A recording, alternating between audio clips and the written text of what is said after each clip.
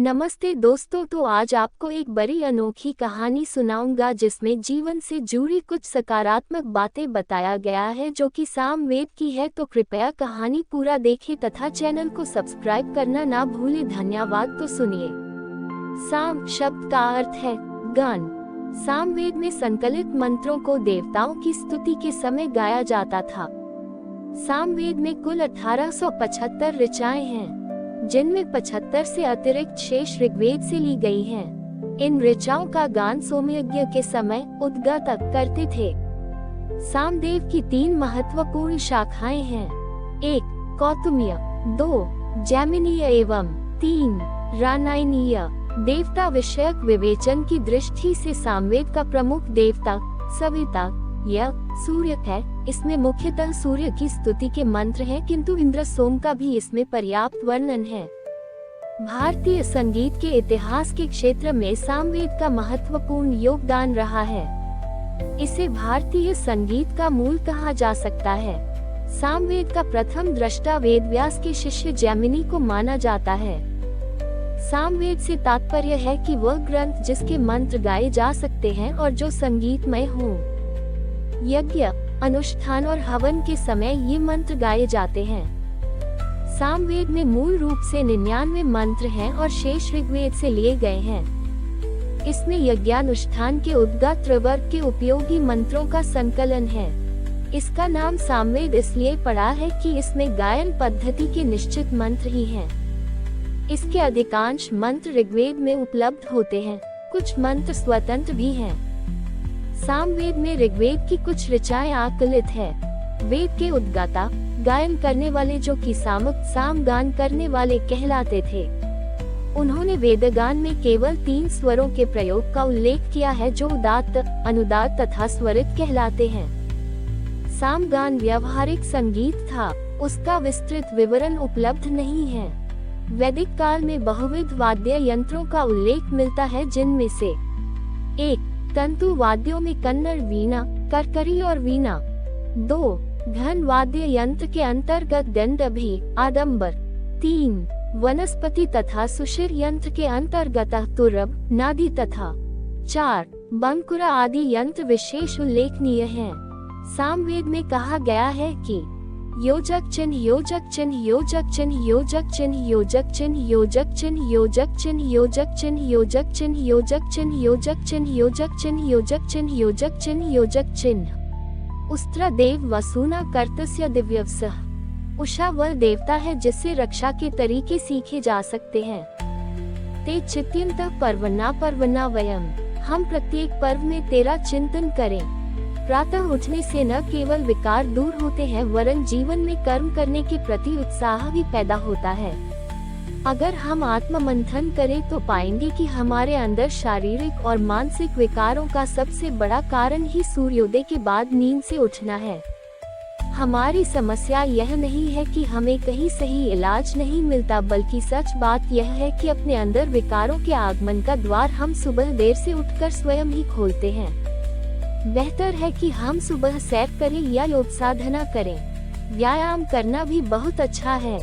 अंग्रेज विद्वान George Bernard Shaw के अनुसार बिना बेईमानी के कोई भी धनी नहीं हो सकता। हमारे देश में अंग्रेजी राज व्यवस्था, भाषा, साहित्य, संस्कृति तथा संस्कारों ने जड़ तक अपनी स्थापना कर ली है, जिसमें छद्म रूप की प्रधानता है। इसलिए अब यहाँ भी कहा जाने लगा है कि सत्य, ईमानदारी तथा कर्तव्य निष्ठा से कोई काम नहीं बन सकता। दरअसल हमारे यहाँ समाज कल्याण अब राज्य की विषय वस्तु बन गया है, इसलिए धनिक लोगों ने इससे मुंह मोड़ लिया है। लोकतंत्र में राजपुरुष के लिए यह अनिवार्य है कि वह लोगों में अपनी छवि बनाए रखे, इसलिए वह समाज में अपने आप को एक सेवक के रूप में प्रस्तुत कर कल्याण के नारे लगाते हैं। वह राज्य से प्रजा को सुख दिलाने का सपना दिखाते हैं। योजनाएं बनती हैं, पैसा व्यय होता है, पर नतीजा फिर भी वही ढाक के 3 पात रहता है। इसके अलावा गरीब, बेसहारा, बुजुर्ग तथा बीमारों के लिए भारी व्यय होता है, जिसके लिए बजट में राशि जुटाने के लिए तमाम तरह के कर लगाए गए हैं। इन करों से बचने के लिए धनिक राज्य व्यवस्था में अपने ही लोग स्थापित कर अपना आर्थिक साम्राज्य बढ़ाते जाते हैं। उनका पूरा समय धन संग्रह और उसकी रक्षा करना हो गया है, इसलिए धर्म और दान उनके लिए महत्वहीन हो गया है। सामवेद में कहा गया है कि ऋतावृद्धो ऋतस्पृशो बहृन्तम क्रतुरितेन आशाय। सत्य प्रसारक तथा सत्य को स्पर्श करने वाला कोई भी महान कार्य सत्य से ही करते हैं। सत्य सुकर्म करने वाला शस्त्र है। वार्ष्वर्थ है, सत्य वचनों का विस्तार करना चाहिए। वाचस्पतिर्मर्वस्यथ विश्वस्येषानोजसः। विद्वान तेज हो तो पूज्य होता है। कहने का अभिप्राय है कि हमारे देश में सत्य की बजाय भ्रम और नारों के सहारे ही आर्थिक, राजकीय तथा सामाजिक व्यवस्था चल रही है। राज्य ही समाज का भला करेगा, यह असत्य है। एक मनुष्य का भला दूसरे मनुष्य के प्रत्यक्ष प्रयास से ही होना संभव है, पर लोकतांत्रिक प्रणाली में राज्य शब्द निराकार शब्द बन गया है। करते लोग हैं पर कहा जाता है कि राज्य कर रहा है। अच्छा करे तो लोग श्रेय लेते हैं और बुरा हो तो राज्य के खाते में डाल देते हैं। इस एक तरह से छद्म रूप से ही हम अपने कल्याण की अपेक्षा करते हैं, जो कि अप्रकट है। भारतीय अध्यात्म ज्ञान से समाज के परे होने के साथ ही विद्वानों का राजकीयकरण हो गया है। ऐसे में असत्य और कल्पित रचनाकारों को राजकीय सम्मान मिलता है और समाज की स्थिति यह है कि सत्य बोलने विद्वानों से पहले लोकप्रियता का प्रमाण पत्र मांगा जाता है। हम इस समय समाज की दुर्दशा देख रहे हैं, वह सत्य मार्ग पर चलने के कारण ही है। सत्य एक ऐसा शस्त्र है जिससे सुकर्म किए जा सकते हैं। जिन लोगों को असत्य मार्ग सहज लगता है उन्हें ये समझाना मुश्किल है, पर तत्वज्ञानी जाते हैं कि क्षणिक सम्मान से कुछ नहीं होता, इसलिए वह सत्य के प्रचार में लगे रहते हैं और कालांतर में इतिहास उनको अपने पृष्ठों में उनका नाम समेट लेता है। अथर्ववेद की भाषा और स्वरूप के आधार पर ऐसा माना जाता है कि इस वेद की रचना सबसे बाद में हुई थी। अथर्ववेद के 2 पाठों शौनक और पैपलद में संचरित हुए लगभग सभी स्तोत्र ऋग्वेद के स्तोत्रों के छदों में रचित हैं। दोनों वेदों में इसके अतिरिक्त अन्य कोई समानता नहीं है। अथर्ववेद दैनिक जीवन से जुड़े तांत्रिक धार्मिक सरोकारों को व्यक्त करता है। इसका स्वर ऋग्वेद के उस अधिक पुरोहिती स्वर से भिन्न है जो महान देवों को महिमा मंडित करता है और सोम के प्रभाव में कवियों की उत्प्रेरित दृष्टि का वर्णन करता है। अथर्ववेद में आपको देवता से संबंधित 3 सूक्त हैं। ये तीनों सूक्त अपां भेषज अर्थात जल चिकित्सा से संबंध रखते हैं। पाठकों के लाभार्थ उक्त तीनों सूक्त प्रस्तुत है। अथर्ववेद प्रथम कांड चतुर्थ सूक्त मंत्र दृष्टा सिंधु द्वीप ऋषि देवता अपान पात सोम और आप छंद 1 2 3 गायत्री 4 पुरस्तात् बृहति मंत्र अम्बयो यन्त्यध्वमिर्जाम्यो अध्वर्यताम प्रिंचतीर मधुना पयः 1 माताओं बहनों की भांति यज्ञ से उत्पन्न पोषक धारणाएं यज्ञकर्ताओं के लिए पय दूध या पानी के साथ मधुर रस मिलाती है। अमूर्य सूर्य याभिर्वा सूर्य सह तानो हिन्वन्त्वध्वरम 2 सूर्य के संपर्क में आकर पवित्र हुआ वाष्पीकृत जल उसकी शक्ति के साथ पर्जन्य वर्षा के रूप में हमारे सत्कर्मों को बढ़ाए, यज्ञ को सफल बनाए। अपो देवी रूप हवये यत्र गावः पिबन्ति नः सिंधुभ्यः कर्त्वं हवेः 3 हम उस दिव्य आपः प्रवाह की अभ्यर्थना करते हैं जो सिंधु अंतरिक्ष के लिए हवि प्रदान करते हैं तथा जहां हमारी गौएं इंद्रियां वाणियां तृप्त होती हैं। जीवनी शक्ति रोगनाशक एवं पुष्टिकारक आदि दैवी गुणों से युक्त आप तत्व हमारे अश्वों व गौओं को वेग एवं बल प्रदान करे। हम बल वैभव से संपन्न हों। वेद माता के पावन अनुग्रह से हमें वैदिक तत्वज्ञान का अमृत प्राशन करने का सुअवसर प्राप्त हो, यही हम सबके हृदय की एकमात्र कामना है, क्योंकि अथर्ववेद के अनुसार इसी से हमारी अन्य सभी इच्छाओं की परिपूर्ति हो जाएगी। स्तुता मया वरदा वेद माता प्रचोदयन्ता पावमानी द्विजानाम आयु प्राण प्रजा पशु कीर्तिन द्रविण ब्रह्मवर्चसम मह्यम दत्वा व्रजत ब्रह्मलोकम। मैंने वरदायिनी वेद माता की स्तुति की है। ये हम सबको पवित्र करने वाली है। हमारी प्रार्थना है कि यह उन सबको पवित्र जीवन जीने की प्रेरणा प्रदान करे जो मानवीय संस्कारों से संपन्न है। ये हमें लंबी आयु, प्राण शक्ति, श्रेष्ठ संतानें, पशु समृद्धि तथा ब्रह्मतेज प्रदान करे और अंत में ब्रह्मलोक की प्राप्ति कराए। अथर्ववेद के अनुसार वास्तव में गायत्री ही वेद माता है। इस गायत्री मंत्र से हम सभी सुपरिचित हैं, जो इस प्रकार है। ओम भूर्भुव स्वः तत्सवितुर्वरेण्यं भर्गो देवस्य धीमहि धियो यो न प्रचोदयात्। मंत्र का सामान्य अर्थ इस प्रकार है। हम सभी सवितु देवस्य सबको प्रेरित करने वाले देदीप्यमान सविता सूर्य देवता के तत् उस सर्वव्यापक वरेण्यम वरण करने योग्य अर्थात अत्यंत श्रेष्ठ भर्ग भजनीय तेज का धीमहि ध्यान करते हैं। यह जो न हमारी ध्येय बुद्धियों को प्रचोदयात् सन्मार्ग की दिशा में प्रेरित करता रहता है। इस मंत्र को गायत्री मंत्र इसलिए कहा जाता है क्योंकि यह गायत्री छंद में निबद्ध है। गायत्री का शाब्दिक अर्थ है गायक की रक्षा करने वाली, गायन्तम त्रायते। ये वेद का प्रथम छंद है जिसमें 24 अक्षर और 3 पाद होते हैं। इसके प्रत्येक पाद में 8-8 अक्षर होते हैं। इस मंत्र को देवता के आधार पर सावित्री मंत्र भी कहा जाता है क्योंकि इसके देवता सविता हैं। सामान्य रूप से सविता सूर्य का ही नामांतर है, जो मानव जीवन को सर्वाधिक प्रभावित करने वाले देवता हैं। अधिक गहराई में जाने पर सविता को सूर्य मंडल के विभिन्न देवों में से एक माना जा सकता है। गायत्री मंत्र हमारी परंपरा में सर्वाधिक पवित्र और उत्प्रेरक मंत्र है। इसका जप करते समय भगवान सूर्य के अरुण अथवा बाल रूप का ध्यान करना चाहिए। जप करते समय मंत्र के अर्थ का भली भांति मनन करना चाहिए, जैसा कि महर्षि पतंजलि ने अपने योग सूत्र में कहा है, तज्जपस्तदर्थ भावनम। किसी भी मंत्र के जप का अभिप्राय है बार बार उसके अर्थ की भावना करना, उसे मन और मस्तिष्क में बैठाना।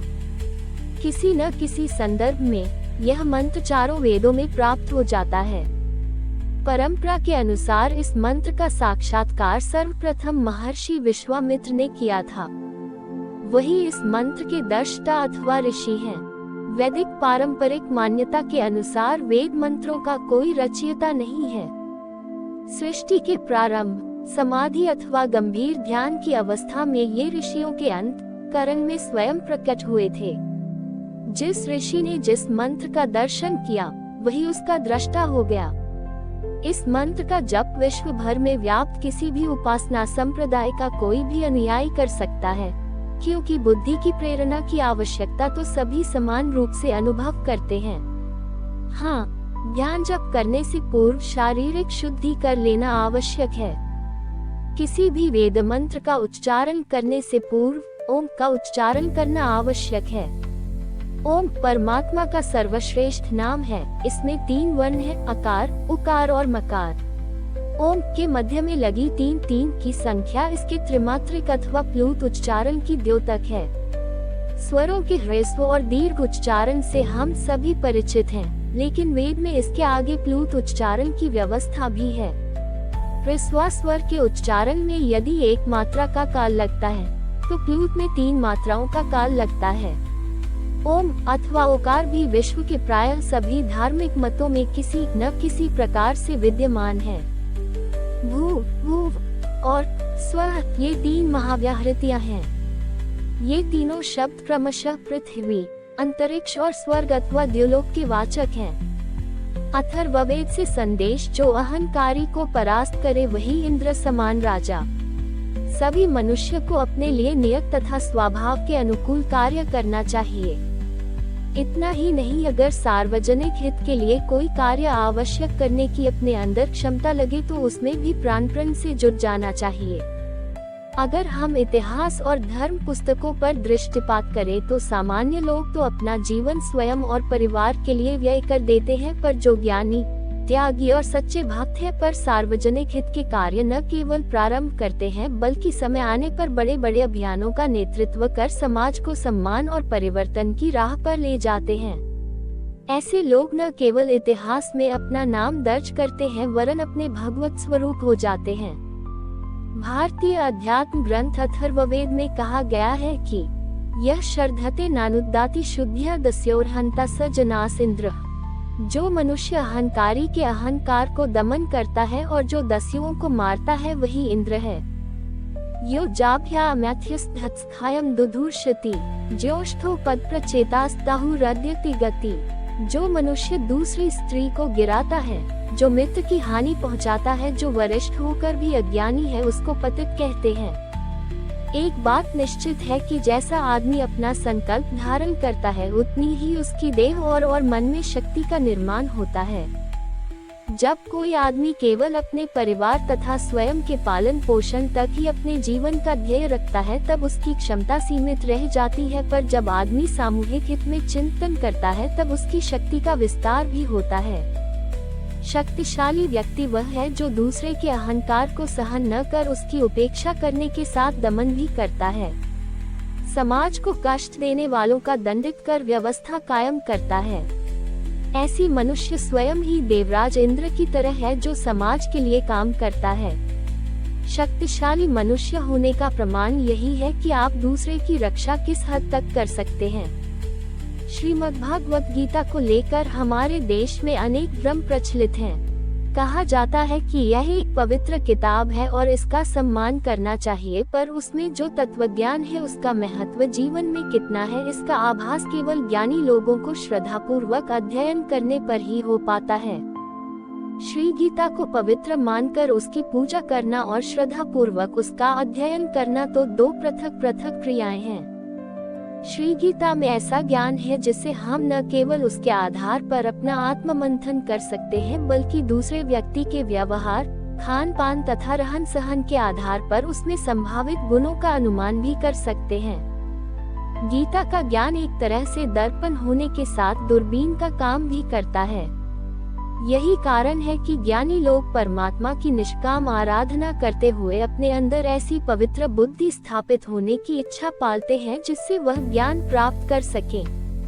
जब एक बार ज्ञान धारण कर लिया जाता है तो फिर इस संसार के पदार्थों से केवल दैहिक संबंध ही रह जाता है। ज्ञानी लोग उनमें मन फंसाकर अपना जीवन कभी कष्ट में नहीं बनाते। अथर्ववेद में कहा गया है कि ये श्रद्धा धन काम्या क्रववादा समास्ते ते वा न्येषा कुंभीर पर्यादधति सर्वदा। जो श्रद्धाहीन और धन के लालची हैं तथा मांस खाने के लिए तत्पर रहते हैं वह हमेशा दूसरों के धन पर नजरें गड़ाए रहते हैं। भूमि मातार्नी धेहि भा भद्रया सुप्रतिष्ठितम संविदाना दिवा कवे श्रिया धेहि भूत्याम। हे मातृभूमि, सभी का कल्याण करने वाली बुद्धि हमें प्रदान कर, प्रतिदिन हमें सभी बातों का ज्ञान कराओ ताकि हमें संपत्ति प्राप्त हो। इस तत्वज्ञान के माध्यम से हम दूसरे के आचरण का भी अनुमान प्राप्त कर सकते हैं। जिनका खानपान अनुचित है या जिनकी संगत खराब है वह कभी भी किसी के सहृदय नहीं हो सकते। भले ही वह स्वार्थवश मधुर वचन बोले अथवा सुंदर रूप धारण करे, पर उनके अंदर बैठी तामसी प्रवृत्तियां उनकी सच्ची साथी हो रहती हैं। कहने का अभिप्राय यह है कि तत्वज्ञान में ज्ञान तथा विज्ञान के ऐसे सूत्र अंतर्निहित हैं जिनकी अगर जानकारी हो जाए तो फिर संसार आनंदमय हो जाता है। अथर्ववेद में कहा गया है कि शातहस्त समाहार सहस्त्रस्त समकिर कृत्स्य कार्यस्य चहे स्फार्ति समायः। हिंदी में भावार्थ हे मनुष्य, तू 100 हाथों वाला होकर धनार्जन कर और 1000 हाथ वाला बनकर दान करते हुए समाज का उद्धार कर। समाज में समरसता बनाए रखने के लिए यह आवश्यक है कि शक्तिशाली तथा समृद्ध वर्ग कमतर श्रेणी के लोगों की सहायता करे, पर अब तो समाज कल्याण सरकार का विषय बना दिया गया है जिससे लोग अब सारा दायित्व सरकार का मानने लगे हैं। धनी, शिक्षित तथा शक्तिशाली वर्ग यह मानने लगा है कि अपनी रक्षा करना ही एक तरह से समाज की रक्षा है। इतना ही नहीं, यह वर्ग मानता है कि वह अपने लिए जो कर रहा है उससे ही समाज बचा हुआ है। जब धर्म की बात आती है तो सभी उसकी रक्षा की बात करते हैं, पर लालची लोगों का ध्येय केवल अपनी समृद्धि, शक्ति तथा प्रतिष्ठा बचाना रह जाता है। कहने का अभिप्राय यह है कि हमें केवल किसी को अपने धर्म से जुड़ा मानकर उसे श्रेष्ठ मानना गलत है, बल्कि आचरण के आधार पर ही किसी के बारे में राय कायम करना चाहिए। हमारा समाज त्याग पर आधारित सिद्धांत को मानता है, जबकि लालची लोग केवल इस सिद्धांत की दुहाई देते हैं पर चलते नहीं। समाज की सेवा भी अनेक लोगों का पारिवारिक व्यापार जैसा हो गया है। यही कारण है कि वह अपनी संस्थाओं का पूरा नियंत्रण परिवार के सदस्यों को सौंपते हैं। दावा ये करते हैं कि पूरे समाज का हम पर विश्वास है, पर यह भी दिखाते हैं कि उनका समाज में परिवार के बाहर किसी दूसरे पर उनका विश्वास नहीं है। हम जाति, धर्म, शिक्षा, क्षेत्र तथा कला में ऐसे लालची लोगों की सक्रियता पर दृष्टिपात करें तो पाएंगे कि उनका ढोंग वास्तव में समूचे समाज को बदनाम करने वाला है। बहरहाल हमें अपने आचरण पर ध्यान रखना चाहिए। जहाँ तक हो सके धर्म, जाति, भाषा, कला, राज्य, कर्म तथा क्षेत्र के नाम पर समाज को समूहों में बांटने वाले लोगों की लालची प्रवृत्ति देखते हुए उनसे दूरी बनाने के साथ ही अपना सहज त्याग कर्म करते रहना चाहिए। हिंसा को रोकने के लिए अथर्ववेद में प्रार्थना करते हुए कहा गया है कि मां नो हिंसनिधि नो ब्रूहि परे नो वृद्धि मां त्वया समरामहि। मैं हिंसा न करूं ऐसा उपदेश दो, मेरी रक्षा करो, मुझे किसी पर क्रोध न आए तथा मैं किसी का विरोध न करूं। हमें परमात्मा से प्रार्थना करना चाहिए कि हमारे अंदर कभी हिंसक भाव या क्रोध न आए तथा हम किसी से झगड़ा न करें। ये बात भारतीय दर्शन स्पष्ट रूप से कहता है। आज जब खान-पान, रहन-सहन तथा पर्यावरण प्रदूषण के कारण मानव समाज में सहिष्णुता के भाव का ह्रास हुआ है, वहीं भारतीय अध्यात्म से उसकी दूरी ने पूरे विश्व समाज को संकट में मना दिया है। हिंसा किसी परिणाम पर नहीं पहुंचती। कम से कम सात्विक लोगों की दृष्टि से हिंसा निषिद्ध है। राजस प्रवृत्ति के लोगों को भी हिंसा से बचना चाहिए यदि वह राजकर्म से जुड़े न हों। भगवान राम ने रावण के साथ युद्ध किया था, पर उनका लक्ष्य सीता को पाना था। भगवान श्री कृष्ण ने भी अपनी माता तथा पिता के उद्धार के लिए कंस को मारा, पर धर्म की स्थापना करने के लिए जिस महाभारत युद्ध में श्रीमद् भागवत गीता का उपदेश दिया, उसमें हथियार न उठाने की प्रतिज्ञा की। इससे यह बात तो समझ लेना चाहिए कि हथियार उठाने या प्रत्यक्ष हिंसा में लिप्त रहने वाला मनुष्य कभी धर्म की स्थापना नहीं कर सकता, चाहे दावा कितना भी करता हो।